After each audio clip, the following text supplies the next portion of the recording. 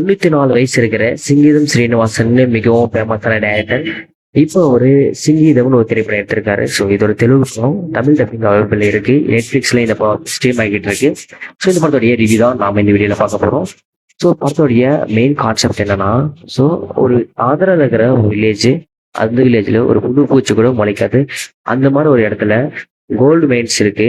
So அது வந்து gold mines இப்போ ரன்னிங் இருந்துச்சு ஒரு காலகட்டத்தில். இப்போ வந்து க்ளோசிங்ல இருக்கு. ஸோ இது எப்படி ரீலான்ச் பண்ணோம், அதை திறக்கணும்னு அந்த ஊர் மக்களுக்கு தலைவியாக இருக்கிறவங்க நினச்சி ஓப்பன் பண்ணுறாங்க. ஸோ அது ஓப்பன் பண்ணுறதான பின் விளைவுகள் என்ன ஆச்சுன்னா, அந்த ஊருக்கு ஒரு சபம் ஒன்று வருது. அது எப்படின்னா, அவங்க பேசினா கூடவே பாட்டு பாடுற மாதிரி சபம் ஒன்று வருது.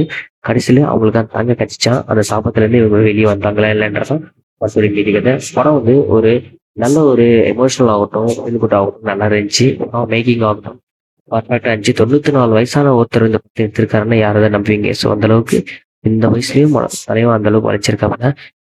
Once watchable movie. மிஸ் பண்ணாம இந்த படத்தை வாட்ச் பண்ணுங்க. தமிழ் டப்பிங்லேயே நெட்ஃபிளிக்ஸ்ல அவைலபிள் இருக்கு.